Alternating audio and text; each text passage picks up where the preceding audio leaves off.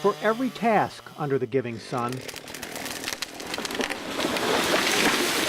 there is a right way. First thing when you walk up to a tree is look up and make sure there's nothing dead up there that's going to come down when the tree starts falling. And another way. When you fall a tree down like this, there's quite often spring poles underneath. You got to watch. If you release one of them spring poles, it'll fly back up and whack you one. Life teaches you the difference. I could spend all day talking about safety. Luck means never having to choose between the two. You know, there's no guards here on this chain.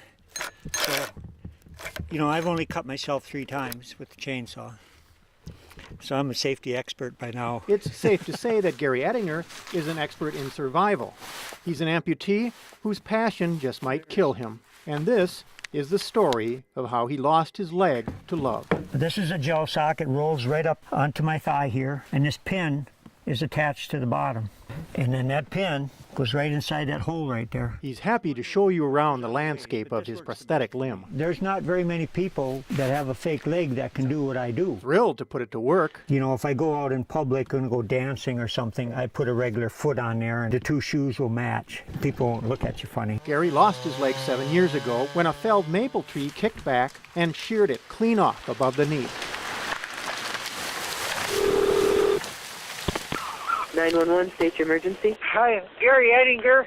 I cut my leg off. When he looked down, he saw it there, still in his boot, draining his life. My leg was still attached by shreds of clothing. So when I got to the skidder, I had to grab my leg and hug it to my chest so it wouldn't get caught in a bunch of brush right here. And somehow, you know, I managed to get up here. I drove it about 300 yards out of the woods back to my pickup truck. A couple times on the way out, the trees weren't standing straight up and down anymore. I think I started to lose consciousness. For every task, a right way.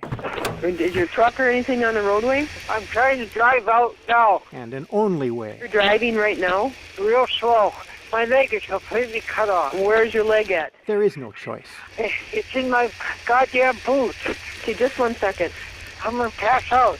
Well, stop driving. Pull over to the side of the road. I ain't pulling over. I'm getting out of here. If I passed out, I wasn't going to make it. Everybody else said I should have died. I just did not want to die that day. That was Gary's first logging accident. I'd been vacationing in the mountains of Idaho with my horses and mules. This last August, he was ambushed by a second. Back 3 hours on the job and got hurt. Same skidder. Bought this used back in 1986. Same scenario. It's a 440B. These are really, really tough old machines. Logging by himself with only the Northwoods as witness. The skidder was sitting right here on this flat spot, and I was down there with the parking brake. They had been giving me a little trouble, and so what I did is I just put the blade all the way down to help hold it. I pulled the cable out, and I was down below hitching the chokers onto some trees, and I heard it coming. So I jumped down the hill once or twice, and by then it was almost there. The skidder slammed into his back before crunching to a stop, dealing him 6 broken ribs and a punctured lung. I just started crawling up the hill, and every time you moved, the pain was worse. I just hollered all the way to the top.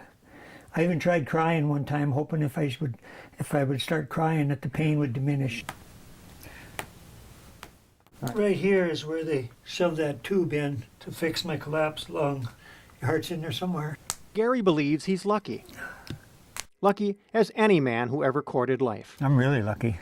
I should have drowned when I was 6 years old. No life jackets. I didn't know how to swim. Somehow I made it out of that one. I had a mountain lion come after me once out west. That was close. I'm thinking I got 9 lives, so I got 5 left to fool with yet. Gary, what part of timber don't you understand? I don't have a death wish. I promise you that, because I really, really want to live. But there's something about me that has to live life on my terms. Like Henry David Thoreau said, and not when you come to die, discover that you have not lived.